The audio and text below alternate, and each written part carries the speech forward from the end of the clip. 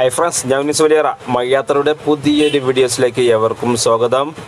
ഇന്നിവിടെ 1980-90 കാലഘട്ടത്തിലെ ബിരിയാണി ഉണ്ടാക്കുന്നു എന്ന് അറിഞ്ഞ് വന്നതാണ്. വന്നപ്പോഴേക്കും അത്യാവശ്യം പണികളൊക്കെ തുടങ്ങിയിട്ടുണ്ടായിരുന്നു.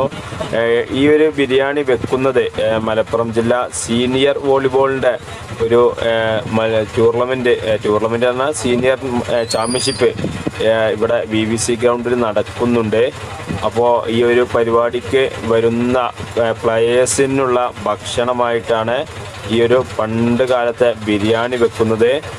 ഈ ബിരിയാണി വെക്കുന്നവരൊക്കെ 1980-90 കാലഘട്ടത്തിലെ പണ്ടാരികളായിരുന്നു. അന്നത്തെ രീതിയിലുള്ള ബിരിയാണിയാണ് ഇന്നിവിടെ വെക്കുന്നത്. അപ്പോൾ ഇപ്പോഴൊക്കെ ന്യൂജൻ ഫുഡുകളായി നമ്മുടെ ബിരിയാണി എന്ന് പറയുന്നത് ഇപ്പോൾ അപൂർവമായി, പകരം പല ടൈപ്പിലുള്ള മന്തികളും പുതിയ പുതിയ പേരുകളിലുള്ള ഒക്കെയാണ് ഇപ്പോൾ വെക്കുന്നത്. അപ്പോൾ അന്ന് കാലത്ത് പണ്ട് കാലത്ത് എന്ന് പറഞ്ഞാൽ ഒരു ബിരിയാണി മാത്രമേ ഒരു വെറൈറ്റി ഫുഡായിട്ട് ഉണ്ടായിരുന്നുള്ളൂ. അപ്പോൾ ആ കാലത്തെ ഒരു ബിരിയാണിയാണ് വെക്കുന്നത്. ഇതാണ് വോളിബോൾ മത്സരം നടക്കുന്ന കോർട്ട്.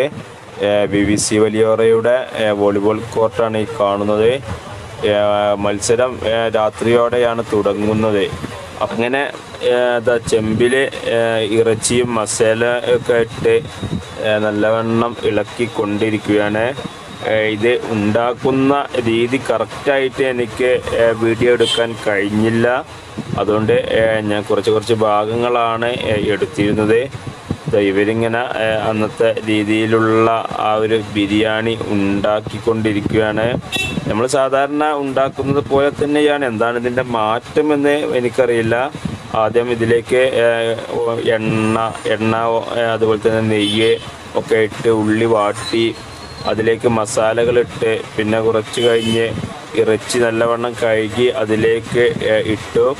ഇറച്ചി അത്യാവശ്യം വെന്തതിന് ശേഷം ഇതാകണോ അരി കൊണ്ടുവന്ന് സെപ്പറേറ്റ് വേവിച്ചെടുക്കുകയാണ്. കണ്ടില്ലേ, മസാല മറ്റേ സൈഡിൽ റെഡിയാക്കുന്നുണ്ട്.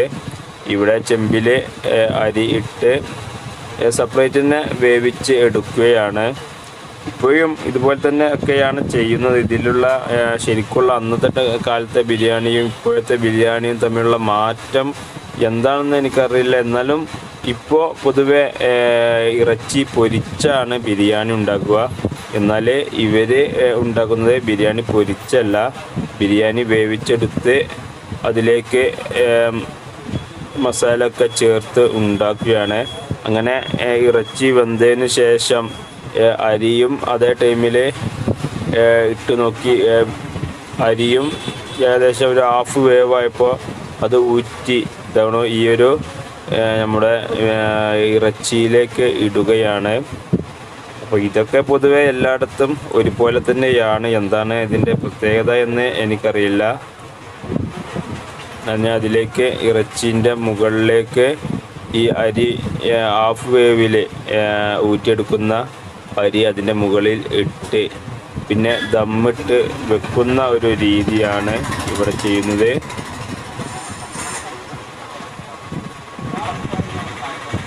ഈ ബിരിയാണി വെക്കുന്നത് നമ്മുടെ നാട്ടിലുള്ളവരും അതുപോലെ തന്നെ ഈ VVC ഗവൺമെൻറ്റുമായി ബന്ധപ്പെട്ട് സ്ഥിരമായി കളി കാണാൻ വരുന്നവരും അല്ലെങ്കിൽ കളിയുമായി ബന്ധപ്പെട്ട് പ്രവർത്തിക്കുന്നവർ ഒക്കെ കൂടിയിട്ട് തന്നെയാണ് ഈ ഒരു ബിരിയാണി വെക്കുന്നത്.